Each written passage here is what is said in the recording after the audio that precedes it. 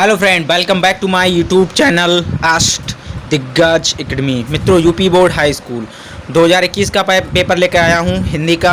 आपकी तैयारी मित्रों कैसे है, आप उसे किस प्रकार सॉल्व करते हैं, उसकी जो भी प्रॉब्लम है यूपी बोर्ड हाई स्कूल की, मैं उस सभी प्रॉब्लम को सॉल्व कराऊंगा।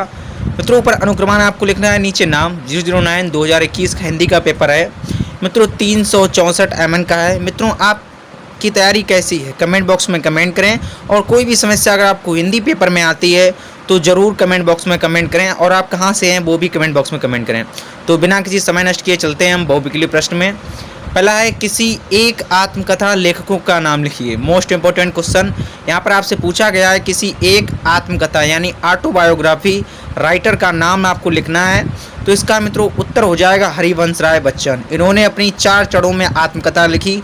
नीट का निर्माण फिर बसेरे से दूर, 10 सोपान तक, और एक रचना आप कमेंट बॉक्स में कमेंट करें कि हरिवंश राय बच्चन ने कौन सी लिखी।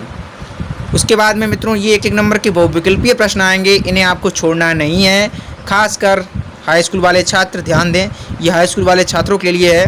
फिर दूसरा क्वेश्चन है, किसी एक संस्मरण लेखक का नाम लिखिए। मोस्ट इंपॉर्टेंट क्वेश्चन, किसी एक संस्मरण लेखक का नाम मित्रों है बनारसी दास चतुर्वेदी। ये मोस्ट इंपॉर्टेंट क्वेश्चन है मित्रों, आप इसे ध्यान दीजिएगा। किसी एक संस्मरण लेखक का नाम है बनारसी दास चतुर्वेदी। उसके बाद में हम बात करते हैं उपन्यास सम्राट यानी मुंशी प्रेमचंद जी की एक प्रसिद्ध कहानी का नाम लिखिए। तो मित्रों है वो नमक का दरोगा। इन्होंने लिखी है 2 बैलों की आत्मकथा भी लिखी है, लेकिन जो इनकी सबसे प्रसिद्ध यानी ख्याति प्राप्त रचना है यानी जो कहानी है वो है नमक का दरोगा। इसके बाद आप देख लीजिए, ध्रुव स्वामिनी नाटक के लेखक कौन है। मित्रों, जितने भी ऐतिहासिक नाटक लिखे हैं, ध्रुव स्वामिनी, स्कंदगुप्त, चंद्रगुप्त, उसके बाद जयशंकर प्रसाद ने ही लिखे हैं।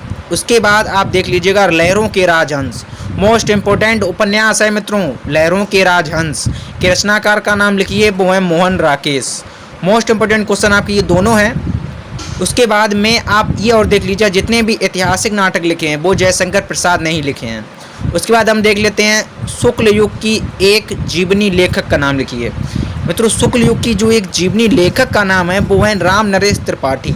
मित्रों, आप त्रिपाठी याद रखिएगा, तो मित्रों आपको हमेशा ध्यान रहेगा कि राम नरेश त्रिपाठी। शुक्ल युग की एक जीवनी लेखक का नाम है राम नरेश त्रिपाठी। उसके बाद हम देखेंगे, निम्नांकित गद्यांशों में से किसी एक नीचे दिए गए प्रश्नों के उत्तर दीजिए। मित्रों, गद्यांश जो है आपका वो मैं पढ़ के सुना रहा हूँ। रोहतास दुर्ग के प्रकोष्ठ के बैठी हुई युवती ममता सोण के तीक्ष्ण गंभीर प्रहार को देख रही है। ममता विधवा थी, उसका यौवन सोण के समान ही उमड़ रहा था। मन में वेदना, मस्तक में आंधी, आंखों में पानी की बरसात लिए एक सुख के कंटक सैन में विकल थी। वह रोहतास दुर्ग पति के मंत्री चूड़ामण, ये आपको मैं एक बार फिर पढ़ के सुनाता हूँ। तीक्ष्ण गंभीर प्रहार को देख रही है, ममता विधवा थी, उसका जो यौवन सोड़ के समान ही उमड़ रहा था। मन में वेदना, मस्तक में आंधी, आंखों में पानी की बरसात लिए वह सुख के कंटक सहन में विकल थी। वह रोहतास दुर्ग के मंत्री चूड़ामणि की अकेली दूता थी। फिर उसके लिए कुछ विधवा यानी कुछ अभाव होना असंभव था, परंतु वह विधवा थी। हिंदू विधवा संसार में सबसे तुच्छ निराश्रय प्राणी है, तब उसकी विडंबना का अंत कहाँ था, अंत था।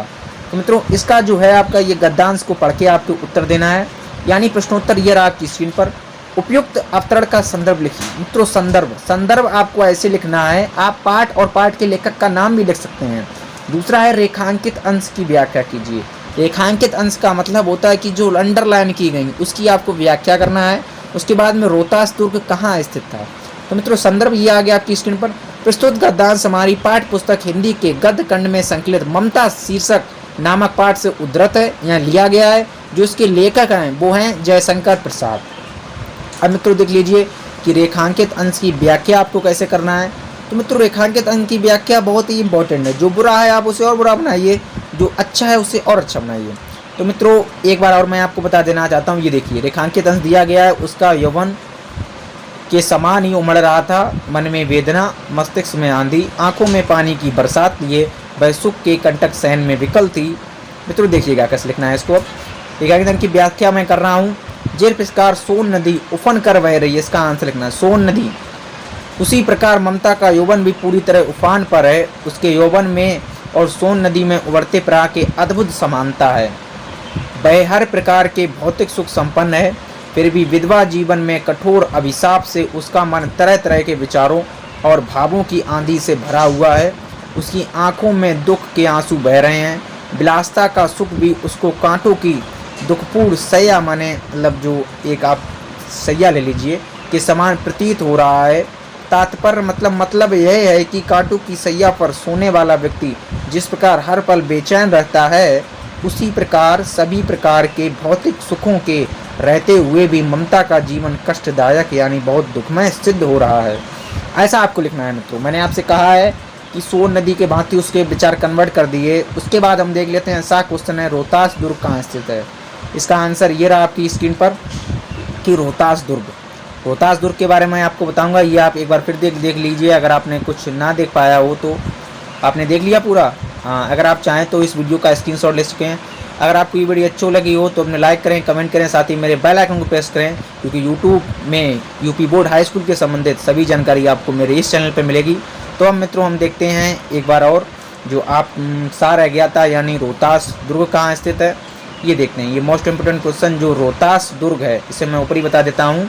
जो रोहतास दुर्ग है वो है सोन नदी के सोनी नदी। मित्रों सोन नदी यहाँ पर सोनी नदी हो गया, लेकिन आप सोन नदी भी लिख सकते हैं। यहाँ पर रोहतास जो दुर्ग है वो सोन नदी के किनारे स्थित है, इसे सोनी नदी भी लिख सकते हैं, तब भी कोई आपका आंसर गलत नहीं होगा। तो मैं बता चुका हूँ आपको गद्यांश का संदर्भ कैसे लिखना है, उसके बारे में गद्यांश की आपको जो रेखांकित अंश की व्याख्या करना है वो कैसे करना है, और उसके बाद में आपको बता चुका हूँ 1 नंबर का क्वेश्चन कि सोन नदी जो है आपका रोहतास दुर्ग वो सोन नदी के पास स्थित है।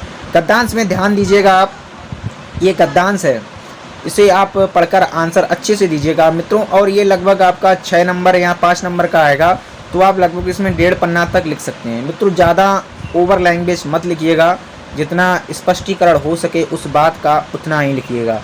कॉपी भरने के नंबर नहीं मिलते हैं, आई रिपीट, कॉपी भरने के नंबर नहीं मिलते हैं। तो आप अच्छे से तैयारी करें और यूपी बोर्ड हाई स्कूल में जम के तैयारी करें। अगर हिंदी के संबंधित कोई भी समस्या हो तो कमेंट बॉक्स में ज़रूर कमेंट करें। संदर्भ मैं आपको बता चुका हूँ। जय हिंद, जय भारत। मेरे यूट्यूब चैनल को सब्सक्राइब करें, साथ ही बेल आइकन को प्रेस करें।